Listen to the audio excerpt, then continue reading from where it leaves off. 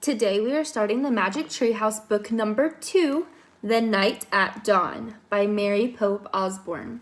I'll be reading chapters 1 and chapters 2.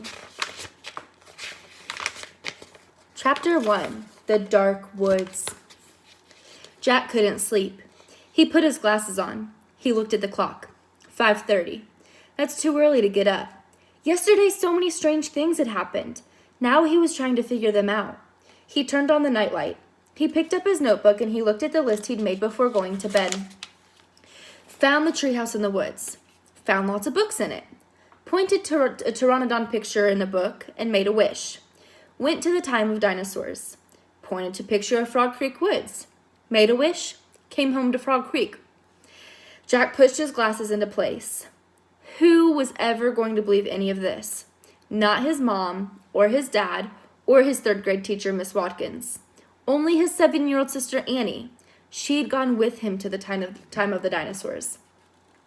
"Can't you sleep?" It was Annie, standing in his doorway. "Nope," said Jack. "Me neither," said Annie. "What are you doing?" She walked over to Jack and looked at his notebook. She read the list. "Aren't you going to write about that gold medal?" she asked. "You mean the gold medallion," said Jack. He picked up his pencil and wrote, "Found this in dinosaur time." "Aren't you going to put the letter M on the medal?" said Annie. "Medallion," said Jack, "not medal." And he added an M.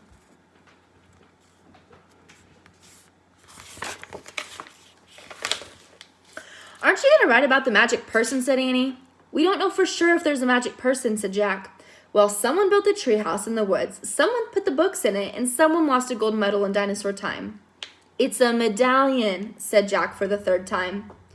"And I'm just writing the facts, the stuff we know for sure." "Let's go back to the treehouse right now," said Annie, "and find out if the magic tree person is a fact." "Are you nuts?" said Jack. "The sun's not even up yet." "Come on," said Annie. "Maybe we can catch them sleeping." "I don't think we should," said Jack. He was worried. What if the magic person was mean? What if he or she didn't want kids to know about the treehouse? "Well, I'm going," said Annie. Jack looked out his window at the dark gray sky. It was almost dawn. He sighed. "Okay, let's get dressed. I'll meet you at the back door. Be quiet."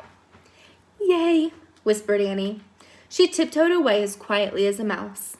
Jack put on jeans, a warm sweatshirt, and sneakers. He tossed his notebook and pencil in his backpack, and he crept downstairs. Annie was waiting by the back door. She shined a flashlight in Jack's face. "Ta-da! A magic wand," she said. "Shh! Don't wake up Mom and Dad," whispered Jack. "And turn that flashlight off. We don't want anyone to see us." Annie nodded and turned it off. Then she clipped it onto her belt. They slipped out the door into the cool early morning air. Crickets were chirping. The dog next door barked. "Quiet, Henry," whispered Annie. Henry stopped barking.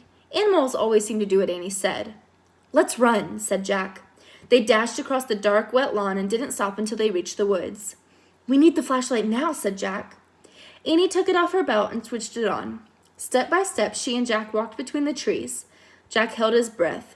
The dark woods were very scary. "Gotcha," said Annie, shining the flashlight in Jack's face. Jack jumped back, and then he frowned. "Cut it out," he said. "I scared you," said Annie. Jack glared at her. "Stop pretending," he whispered. "This is serious." Okay. Annie shined her flashlight over the tops of the trees. "Now what are you doing?" said Jack. "I'm looking for the treehouse." The light stopped moving. There it was, the mysterious treehouse at the top of the tallest tree in the woods. Annie shined her light at the treehouse and then down the tall ladder, all the way to the ground. "I'm going up," she said. She gripped the flashlight and began to climb. "Wait," Jack called. "What if someone was in the treehouse? Annie, come back!" But she was gone. The light disappeared and Jack was alone in the dark.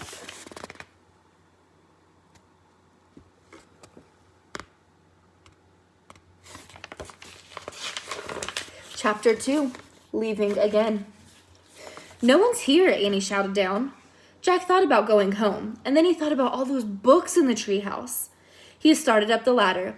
When he was nearly to the treehouse, he saw light in the distant sky. Dawn was starting to break. He crawled through a hole in the floor and took off his backpack.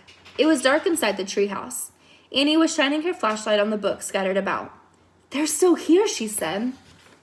She stopped the light on a dinosaur book. It was the book that had taken them to the time of the dinosaurs. "Remember the Tyrannosaurus?" asked Annie. Jack shuddered. Of course he remembered. How could anyone forget seeing a real, live Tyrannosaurus Rex? The light fell on a book about Pennsylvania. A red silk bookmark stuck out of it. "Remember the picture of Frog Creek?" said Annie. "Of course," said Jack. That was the picture that had brought them home. "There's my favorite," said Annie. The light was shining on a book about knights and castles. There was a blue leather bookmark in it.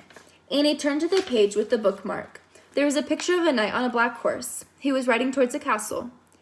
"Annie, close that book," said Jack. "I don't know what you're thinking." Annie pointed at the knight. "Don't, Annie." "We wish we could see this guy for real," Annie said. "No, we don't," shouted Jack. And then they heard a strange sound. "Neigh!" It sounded like a horse neighing. They both went to the window. Annie shined the flashlight down the ground. "Oh no," whispered Jack. "A knight," said Annie. "A knight in shining armor, riding a black horse through the Frog Creek woods." And then the wind began to moan. The leaves began to tremble. It was happening again. "We're leaving!" cried Annie. "Get down!" The wind moaned louder, and the leaves shook harder. And the treehouse started to spin. It spun faster and faster. Jack squeezed his eyes shut, and then everything was still. Absolutely still. Jack opened his eyes. He shivered. The air was damp and cool. The sound of a horse's whinny came again from below. "Neigh!" "I think we're here," whispered Annie. She was still holding the castle book. Jack peeked out the window. A huge castle loomed out of the fog. He looked around. The treehouse was in a different oak tree, and down below the knight on the black horse was riding by. "We can't stay here," said Jack. "We have to go home and make a plan first." He picked up the book about Pennsylvania.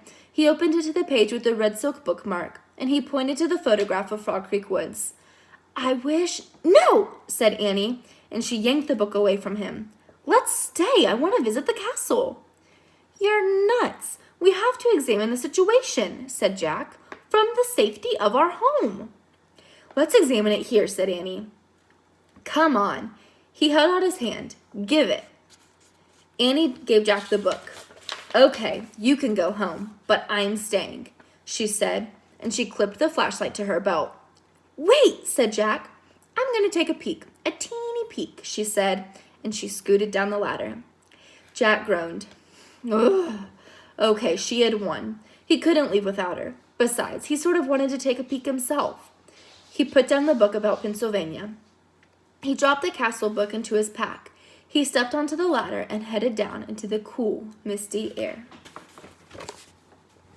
And we will put a pause in there and read chapter 3 and 4 next time.